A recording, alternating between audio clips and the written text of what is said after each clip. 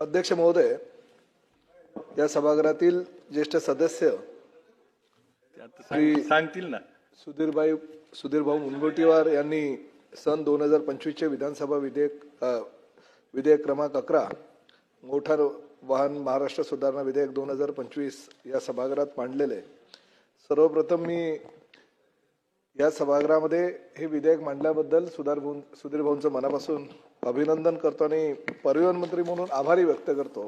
ते ह्या करता की परिवहन मंत्री झाल्यानंतर मी वेळोवेळी सुधीर भाऊंना नेहमी सांगत असतो की तुमचं मार्गदर्शन गरजेचं आहे, कारण ह्या सभागृहातील 20 वर्ष सदस्य म्हणून काम करत असताना वेळोवेळी सत्ताधारी पक्षाचे असू द्या किंवा विरोधी पक्षामध्ये बसलेले असू द्या, सुधीर भाऊंचं भाषण ऐकणं किंवा त्यांनी जे विधेयक मांडले किंवा ज्या विषयावर त्यांनी चर्चा केली, मला असं वाटतं ह्या सभागृहातील जर काही सदस्यांनी त्यांच्या भाषणांवर आणि ते करत असलेल्या सभागृहातील कामकाजांवर जर लक्ष दिलं तर निश्चितपणे प्रत्येक आमदाराची एक टमकं होईना पण वाढू शकेल अशा प्रकारचं त्यांचं मार्गदर्शन सभागृहाला असतं। आणि ही वस्तुस्थिती आहे। सुधीर भाऊ, गेली 20 वर्ष आम्ही तुमच्याकडनं ते शिकतोय। आजच्या ह्या चर्चेमध्ये किंवा ह्या विधेयकाच्या दरम्यान भाग घेतलेले आमचे सहकारी रईसभाई शेख, आमचे अमीनभाई पटेल, आमच्या गायकवाडताई, मीरभाई कोटेचा, विक्रम पाचपुतेजी, आमचे मुरजी पटेल, आमचे सहकारी धाराशिव जिल्ह्यातून निवडून आलेले श्री स्वामी, याचबरोबर सभागृहातील अन्य काही सदस्यांना कदाचित जास्त जर सदस्य असते तर त्यांना भाग घेता आला असता। सुधीर भाऊ, आपली चर्चा चालू असताना माझ्याकडे आमच्या अधिकाऱ्यांकडनं काही चिठ्ठ्या आल्यात। म्हणजे ज्या पद्धतीनं आपण छापील उत्तर लक्षवेधीचं किंवा एखाद्या गोष्टीचं देत असतो, त्या छापील उत्तरामध्ये ज्या काही गोष्टी लिहिलेल्या असतात त्यानुसार त्यांनी छापील उत्तर दिलं। आणि त्यामध्ये मला आमचे अधिकारी जे बसलेले आहेत त्यांना एक गोष्ट ह्या ठिकाणी सांगायची आहे। त्यांनी मला चिठ्ठी पाठवली, त्यात लिहिलं होतं की 2022 पूर्वी महाराष्ट्रात दरवर्षी अपघाती मृत्यूंचे प्रमाण वाढत होते, परंतु विभागाच्या प्रयत्नामुळे सन 2023-2024 मध्ये अपघाताचे मृत्यूचे प्रमाण हे 2% कमी झालेले आहेत। म्हणजे 2022 पूर्वी सुद्धा आपलंच डिपार्टमेंट त्या ठिकाणी काम करत होतं आणि 2024-25 मध्ये किंवा 23-24 मध्ये आपलंच डिपार्टमेंट काम करत होतं। आपल्याच डिपार्टमेंटच्या कार्यकाळात तो आकडा वाढत होता आणि आपल्याच डिपार्टमेंटच्या कार्यकाळामध्ये तो आकडा 2% कमी झाला। म्हणजे काही तुमचे स्वागत, हार, फुले, श्रीफळ देऊन सत्कार करण्याचं सारखी गोष्ट नाहीये। नाही, आकडे जाऊ द्या, आकडेवारीकडे मी जात नाही, पण ही वस्तुस्थिती आहे। अपघातांच्या प्रमाण दिवसेंदिवस वाढत चाललेलं आहे आणि जी सुधीर भाऊंनी आकडेवारी सांगितलेली आहे म्हणजे आश्चर्याची गोष्ट आहे की 15,000 पेक्षा जास्त मृत्यू जर ह्या राज्यामध्ये होत असतील तर शोकांतिक आहे। पण हेही तेवढंच खरं आहे की फक्त आणि फक्त आरटीओ डिपार्टमेंटच्या चुकांमुळे किंवा त्यांनी न केलेल्या कार्यपद्धतीमुळे हे अपघात होत नाही किंवा हे मृत्यू होत नाही, इतरही काही गोष्टी कारणीभूत आहेत। आणि त्यात सगळ्यात जास्त कारणीभूत जर कोणी असेल तर नॅशनल हायवे ऑथॉरिटी, PWD, महापालिका, नगर परिषदा, ग्रामपंचायतीच्या परिसरातले जे रस्ते आहेत ते रस्ते ह्या मृत्यूला मोठ्या प्रमाणात कारणीभूत आहेत। परंतु आपण परिवहन खात्याचे मंत्री म्हणून त्यांच्यावर किंवा आपलं डिपार्टमेंट म्हणून त्यांच्यावर आपण जबाबदारी सोपवून पण चालणार नाही। शेवटी ट्रान्सपोर्ट डिपार्टमेंट आहे, आपलं डिपार्टमेंटचं कर्तव्य आहे आणि रस्ते सुरक्षेसाठी एवढ्या मोठ्या प्रमाणात निधी केंद्र शासनाकडून येत असताना किंवा आज राज्यामध्ये 5व्या क्रमांकाचं आमचं डिपार्टमेंट आहे, ते राज्याला 15,000 कोटीपेक्षा जास्त महसूल मिळवून देतं।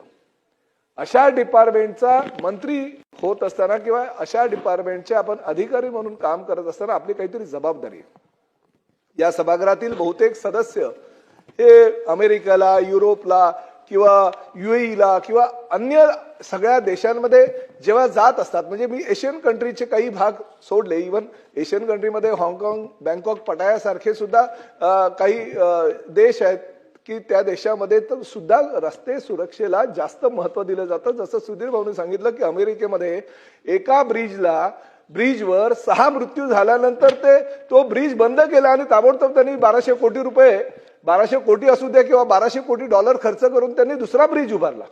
परंतु आपल्या देशामध्ये मात्र लोकसंख्या वाढलेली आहे, रस्त्या अपघातामुळे जे मृत्यू होतात त्यामुळे थोडेसे जर मृत्यू झाले तर काय फरक पडतो असा जर विचार काही लोकांनी केला तर ते अतिशय चुकीचं आहे. एका मृत्यूला सुद्धा आपण जबाबदार आहोत हे ध्यानात ठेवलं पाहिजे.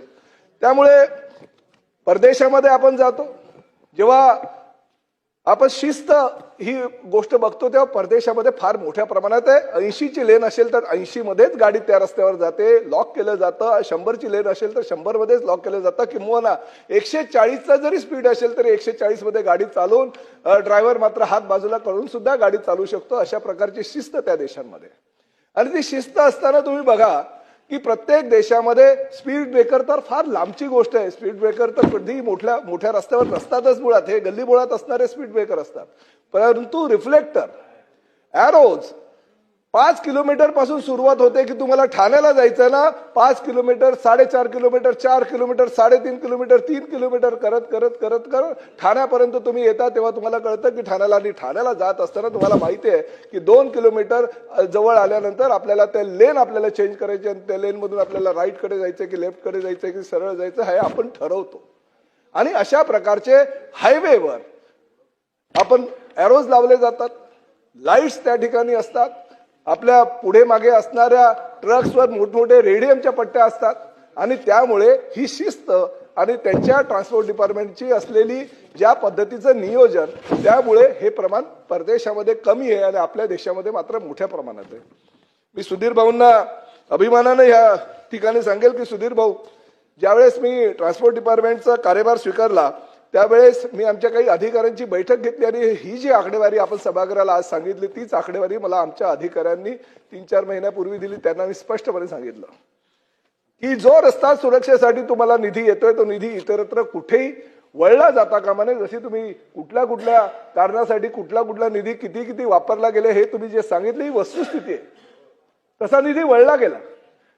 ज्या गोष्टीसाठी निधी सेंट्रल गव्हर्नमेंटने तुम्हाला दिलेला आहे, स्टेट गव्हर्नमेंट पॉझिटिव्ह आहे जर तुम्हाला तो निधी द्यायला, तर तो निधी तुम्ही फक्त रस्ता सुरक्षा आणि लोकांचे मृत्यू होणे, अपघात होणे, मृत्यू लांबची गोष्ट आहे, परंतु कोणाचे हात गेलेले आहेत, कोणाचे पाय गेलेले आहेत, कोणाचे डोळे गेलेले आहेत, असे सुद्धा अपघात झालेले आहेत, त्याची तर नोंदच नाहीये. त्यामुळे रस्त्या सुरक्षेला प्राधान्य देण्याचं गरजेचं आहे. आणि त्या माध्यमातून मी आमच्या डिपार्टमेंटला स्पष्टपणे सांगितलंय की भले नॅशनल हायवे असू द्या, भले MSRTCचा रस्ता असू द्या, भले PWDचा रस्ता असू द्या, भले महानगरपालिकेचा रस्ता असू द्या, परंतु राज्यातील मोठ्या रस्त्यांवर रस्ते सुरक्षिततेच्या दृष्टिकोनातून आपल्याला ह्या सगळ्या उपाययोजना ज्या परदेशामध्ये केल्या पाहिजे त्या उपाययोजना आपल्याला आपल्या राज्यामध्ये आणणं गरजेचं आहे. आणि त्यामुळे फक्त ह्या सुरक्षिततेसाठी नाही, आम्ही रिफ्लेक्टर लावून किंवा त्या ठिकाणी एरोज लावून सुद्धा आपल्याला थांबायचं नाहीये किंवा स्पीड ब्रेकर ची व्यवस्था करून सुद्धा थांबायचं नाही. आपण आपल्या ज्या टोल ज्या ठेकेदाराला दिले जाते त्याच्यामध्ये खूप त्या कंडिशन्स असतात की तुम्ही अँब्युलन्स ठेवली पाहिजे, तुम्ही फायर ब्रिगेडची गाडी ठेवली पाहिजे, तुम्ही अन्य सुविधा ठेवल्या पाहिजे, परंतु कुठेही काही त्याची व्यवस्था केलेली जात नाही. आपल्याला हे कळतं. रस्ते सुरक्षितेमध्ये ट्रान्सपोर्ट डिपार्टमेंटकडनं तुम्हाला अँब्युलन्स किंवा फायर ब्रिगेडच्या गाड्या सुद्धा स्वतःच्या ठेवाव्या लागेल. दर 50 किलोमीटर मध्ये जर एखाद्या गाडीला आग लागली तर 25 किलोमीटर मागे किंवा 25 किलोमीटर पुढे तुम्हाला 10 मिनिटांमध्ये तिकडे किंवा 5 मिनिटांमध्ये पोहोचून त्या गाडीची तुम्हाला आग विझवता आली पाहिजे. किंवा जर अपघात झाला तर 5 ते 10 मिनिटांमध्ये तुमची अँब्युलन्स, डिपार्टमेंटची अँब्युलन्स त्या ठिकाणी पोहोचली पाहिजे. अशी व्यवस्था तुम्हाला करावी लागेल. आणि तो रस्ते सुरक्षिततेचा निधी आहे तो त्यासाठी तुम्हाला खर्च करावा लागेल. आणि अशी प्रकारची उपाययोजना आपण करतोय.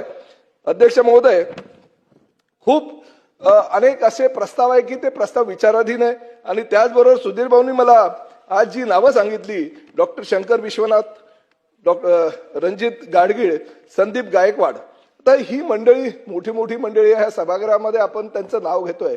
परंतु मी सुधीर भाऊंनाच विनंती करेन की सुधीर भाऊ, आपण जर एक कमिटी केली आणि हे 2% प्रमाण अजून काही कमी करता येतं का, आपल्याला 5% करता येतं का, 10% करता येतात किंवा 0 करता येतं का, यासाठी जर ह्या कमिटीची आपल्याला काही गरज असेल तर आपण त्यांच्याशी चर्चा करावी. आणि चर्चा करून आपण शासन नियुक्त ही कमिटी करून त्यांच्या माध्यमातून रस्ते सुरक्षिततेसाठी भविष्यामध्ये काय काय उपाययोजना करता येईल. निधीची काही तरतूद किंवा काही कमी नाही आहे सुधीर भाऊ. अध्यक्ष महोदय, भरपूर निधी आरटीओ डिपार्टमेंटकडे आहे. सेंट्रल गव्हर्नमेंट ह्या बाबतीत भरपूर मोठ्या प्रमाणात निधी देतो. फक्त त्या निधीचं नियोजन योग्य प्रकारे व्हायला पाहिजे. तर हे 2% जे प्रमाण आहे ते 20% पर्यंत जायला वेळ लागणार अशी मला खात्री आहे आणि त्या माध्यमातून आपण तशी उपाययोजना करतोय. आता आमचे मित्र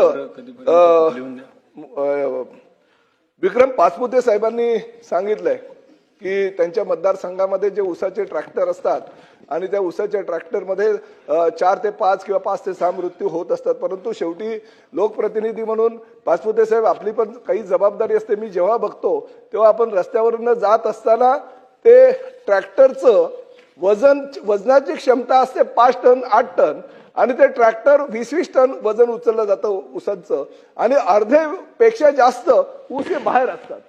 त्यामुळे आपणही आपल्या शेतकऱ्यांना हे सांगितलं पाहिजे की बाबा अपघातांचं प्रमाण वाढलेलं आहे, ऊस पूर्णपणे बाहेर पडलेले आहेत, त्याला रेडियम किंवा काहीची सोय तुम्हाला करायला पाहिजे, लाईट लावली पाहिजे. परंतु जर नियम आणून 1 फेरायच्या ऐवजी त्यांनी 2 फेरे केले तर हे जे प्रमाण आहे ते प्रमाण कमी होईल. कारण शेवटी प्रत्येक ठिकाणी आरटीओ किंवा ट्रान्सपोर्ट डिपार्टमेंट पोहोचू शकत नाही. त्यामुळे आपली लोकप्रतिनिधी म्हणून जबाबदारी आहे. परंतु ती जबाबदारी पार पाडत असताना जर आमच्या डिपार्टमेंटचं काही सहकार्य आपल्याला लागलं तर निश्चितपणे ते केलं जाईल.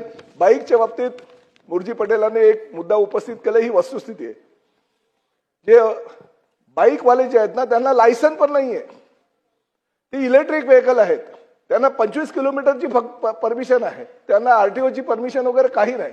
पण सर्रासपणे स्विगी झोमॅटोसाठी ह्या बाईक वापरल्या जातात. त्यांच्यावर कारवाई करण्याचं प्रमाण आरटीओनं फार मोठ्या प्रमाणात केलेलंच आहे. पण भविष्यामध्ये ते अजूनही कसं नेस्तनाबूत करण्यात येईल, सगळ्या गाड्या कशा जप्त करण्यात येईल, प्रत्येकाला कशा आपण पोलीस स्टेशनला आणून त्यांच्या मालकांना पण कसं काय अटक करता येईल याची सुद्धा जबाबदारी आपण भविष्यामध्ये घेऊ. अनेक गोष्टी या सभागृहातील आमच्या सदस्यांनी सांगितलेल्या आहे. परंतु जी आकडेवारी सुधीर भाऊंनी सांगितलेली आहे ही आकडेवारी ह्या महाराष्ट्राला भूषणावह नाही. त्यामुळे ह्या खात्याचा मंत्री म्हणून मी निश्चितपणे त्यावर कसा तोडगा काढता येईल आणि ही आकडेवारी कशी कमी होईल यासाठी आपण 100% सगळेजण प्रयत्न करू. आज सभागृहामध्ये आम्ही नेहमी त्यांना गुरुस्थानी मानतो. आमचे सुधीर भाऊ मुनगंटीवार यांनी जो या ठिकाणी आज प्रस्ताव दिलेला आहे किंवा जे विधेयक मांडलेलं आहे, मी विनंती त्यांना करेन की अजूनही काही आपल्या सूचना असेल तर आपण लेखी स्वरूपात द्या किंवा मला सांगा. त्या सगळ्या सूचनांचा विचार करून महाराष्ट्र अतिशय कमी प्रमाणात अपघात होण्याचं राज्य कसं होईल याची आपण खबरदारी घेऊ. आणि ज्या पद्धतीने तुम्ही रेडियमच्या पट्ट्यांच्या संदर्भात सुद्धा सांगितलेलं, ऑलरेडी केंद्र शासनाच्या नियमावलीमध्ये तो विषय आहे. परंतु ते रेडियम सुद्धा अतिशय चांगले असावे.